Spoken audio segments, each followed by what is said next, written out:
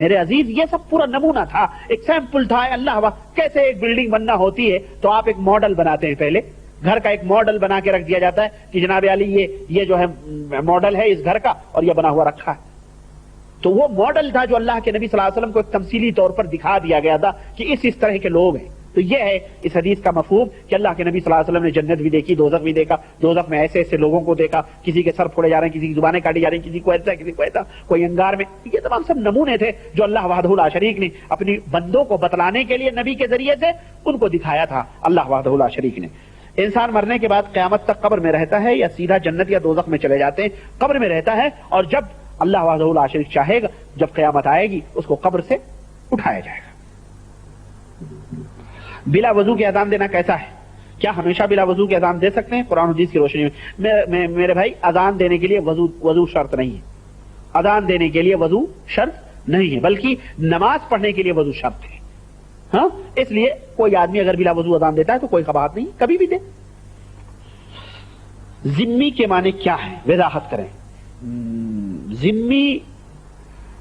ذمی اس کافر کو کہتے ہیں جو اسلامی مملکت قائم ہو جانے کے بعد میں اس ملک میں رہتے ہیں اور ان لوگوں کے حفاظت کی ذمہ داری سربراہ مملکت پہ ہوتی ہے، اس حاکم مسلمانوں کے امیر پہ ہوتی ہے، اور ان کے عزت، ان کی آبرو، ان کا مال، ان کا سب کچھ اس وقت تک جب تک کہ وہ معاہدے پہ رہتے ہیں امیر المسلمین جو ہے اس کے اوپر رہتی ہے حفاظت کی، اور وہ اس کے بدلے حکومت کے بیت المال کو ٹیکس دیا کرتا ہے. ایسے آدمی کو ذمی کہتے ہیں. سمجھ آئے آپ کو؟ ذمہ اٹھا لیا جاتا ہے اس کا. حضور صلی اللہ علیہ وسلم کے کتنے اولاد تھے اور کن کن بیویوں سے ہمیں وضاحت کریں. یہ سیرت کی کتابوں میں آپ پڑھیں. آپ تو مجھ سے جو ہے پوری تفصیلات طلب کر رہے ہیں جناب علی، کن کن کیا کیا اولاد تھے، کتنے تھے، کن کن بیویوں سے ہوئی. میرے ذہن میں اس وقت مستحضر نہیں ہے کہ کن کن بیویوں سے. کیا بغیر طہارت قرآن کی آیتیں تلاوت کی جا سکتی ہیں؟ بے شک کی جا سکتی ہیں. بغیر طہارت مطلب بغیر وضو کی. طہارت کا مطلب وضو نہیں. تو آپ کہیں جناب علی جنابت کی حالت میں بھی رفاعی صاحب نے کہا کہ جو ہے جائز ہے نا، بغیر وضو کے آپ قرآن کی آیتیں تلاوت کر سکتے ہیں، کوئی حرج نہیں ہے. مثلا رات میں بیوی کے ساتھ ہم بستری کے بعد سونے سے پہلے آیت الکرسی پڑھ لینا. ہم بستری کے بعد سونے سے پہلے آیت الکرسی پڑھ لینا، یعنی آپ تو میرے بھائی ہم بستری کے بعد سونے سے پہلے ہرگز آپ جو ہے آیت الکرسی نہ پڑھیں، سمجھ، بلکہ اگر اللہ آپ کو توفیق دے تو آپ غسل کر لیں اور اس کے بعد سوئیں. اگر اللہ آپ کو یہ بھی توفیق نہ دے وضو بنا لیں. اگر اس کی بھی توفیق نہ ہو تو کم از کم اپنے شرمگاہوں کو دھل لیں اور سو جائیں. دعا پڑھ کر کے جو سونے کی دعا ہے آیت الکرسی نہ پڑھیں. اور اگر آپ کو پڑھنا ہے تو جس وقت بسترے پہ جائیں ہے نا اسی وقت آیت الکرسی پڑھ لیں اور بعد میں ہم بستری کریں اپنے بیوی سے، تو کیا حرج ہے؟ آپ اتنی جلدی کیوں کر رہے ہیں؟ دن بھر لوگ کسی بھی حالت میں اللہ کا نام لیتے ہیں، کیا ایسا لے سکتے ہیں؟ بے شک کسی بھی حالت میں اللہ کا نام لیا جا سکتا ہے. یہاں تک کہ آپ حمام میں بھی جائیں تو اللہ تبارک و تعالیٰ کا نام لے کے جاتے ہیں. بسم اللہ اعوذ بک من اللہم انی اعوذ بک من الخبث والخبائث. یعنی وہاں تک اسلام نے آپ کو اجازت دی ہے کہ حمام تک بھی آپ جو ہے، اور دل تو آپ کا اللہ اللہ کرے تو کوئی حرج نہیں ہے اس میں. اچھا بس 2-3 سوالات اور ہیں، میں ختم کر رہا ہوں. میں دن میں برابر اللہ کا ذکر اور نماز پڑھتا ہوں، لیکن رات میں جب سوتا ہوں تو برا خواب دیتا ہوں جبکہ سوچا بھی نہیں. اس لیے برا خواب ختم کرنے کی کوئی حضور پاک صلی اللہ علیہ وسلم نے ترکیب بتائی ہے تو بتلائیے. میرے بھائی آپ جو ہے دعائیں جو نبی کریم صلی اللہ علیہ وسلم سے ثابت ہیں وہ آپ پڑھیں. شام کی دعا، سونے کی دعا، یا قرآن کی سورہ ملک ہے، سورہ جن ہے، آپ یہ تلاوت کر کے سوئیں. کم از کم آیت الکرسی پڑھ کے، قل اعوذ برب الفلق، قل اعوذ برب الناس پڑھ کے اپنے ہاتھوں پہ پھونک کے آپ پورے جسم کے اوپر اس کو مل لیں.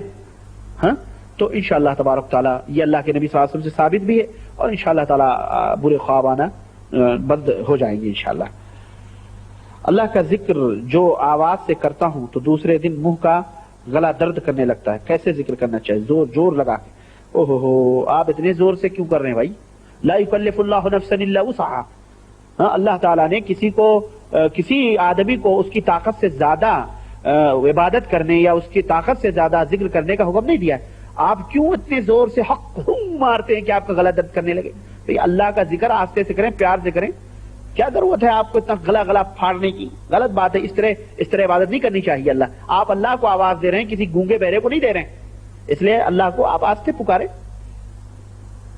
اللہ کا چہرہ مبارک اور آنکھ کا سنا ہوں کہ دیکھ لے تو جل جائے گا، کیا یہ صحیح ہے؟ مجھے نہیں معلوم ہے بھائی کہ اللہ کا چہرہ مبارک اگر کوئی دیکھ لے اور آنکھ اس کی دیکھ لے تو جل جائے گا. البتہ میں نے یہ ضرور سنا ہے کہ کوئی پیر صاحب تھے، میرے پاس کتاب موجود ہے، کوئی پیر صاحب تھے اور جناب علی ان کی شادی ہوئی اور ان کو شادی. السلام علیکم ورحمۃ اللہ وبرکاتہ. الحمد للہ نحمده ونستعینه ونستغفره ونؤمن به ونتوکل علیہ ونعوذ باللہ من شرور انفسنا ومن سیئات اعمالنا. من يهده الله فلا مضل له ومن يضلله فلا هادي له ونشهد أن لا إله إلا الله ونشهد أن محمدا عبده ورسوله. أما بعد فإن خير الحديث كتاب الله وخير الهدي هدي محمد صلى الله عليه وسلم وشر الأمور محدثاتها وكل محدثة بدعة وكل بدعة ضلالة وكل ضلالة في النار. قال الله تعالى في كلامه المجيد فاسألوا أهل الذكر إن كنتم لا تعلمون. دوستو اور بھائیوں، اللہ کی توفیق سے حسب وعدہ آپ لوگوں کی فرمائش پر یہ ہفتہ صرف سوال و جواب کے لیے خاص کیا گیا ہے. اور آپ کو معلوم ہے کہ اس مجلس میں انشاءاللہ تعالی جہاں تک میری معلومات ہوگی میں کوشش کروں گا کہ قرآن و حدیث کی روشنی میں آپ کے سوالات کا جواب دوں. اللہ تعالیٰ سے میری یہ دعا ہے کہ اللہ مجھے اس کی توفیق عطا فرمائے اور ہم سب کو سننے سے زیادہ عمل کرنے کی توفیق بخشے. جو بات مجھے معلوم ہوگی وہ میں انشاءاللہ تعالی قرآن و حدیث کی روشنی میں آپ تک پہنچاؤں گا، اور جو بات نہیں معلوم ہوگی اس کے لیے میں معذرت طلب کرتا ہوں، کیونکہ ہمارے اسلاف کا، ہمارے بزرگوں کا، سلف کا، صحابہ کا، ائمہ کا، تابعین کا، تبع تابعین کا یہی طریقہ رہا ہے کہ جو جانتے تھے وہ بتلاتے تھے، جو نہیں جانتے تھے وہ کہہ دیا کرتے تھے مجھے نہیں معلوم ہے. تو اس میں کوئی عار کی بات نہیں ہے، بلکہ یہ بھی ایک علم ہے. حضرت امام مالک رحمۃ اللہ علیہ کے بارے میں آتا ہے کہ ان سے سینکڑوں سوالات پوچھے گئے، جس میں سے انہوں نے صرف 4 سوالات کے جوابات دیے، صرف 4 سوالات کے جوابات دیے.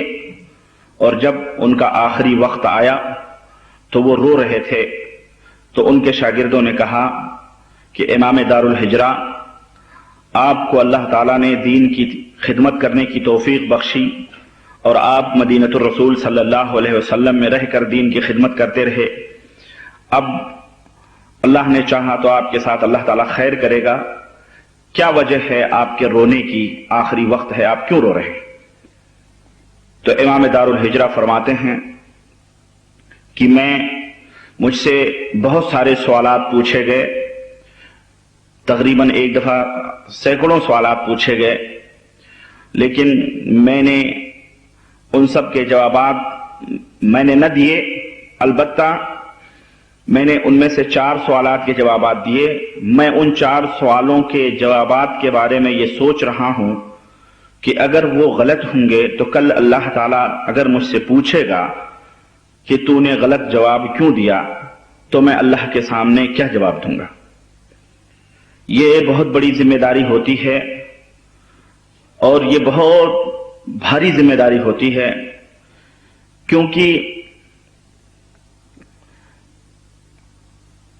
یہ امانت ہے، یہ دین ایک امانت ہے جو اللہ کے رسول صلی اللہ علیہ وسلم نے ہمیں سونپی ہے. ان کے ذریعے صحابہ، تابعین، تبع تابعین اور اس طرح سے ہم تک یہ امانت آ رہی ہے.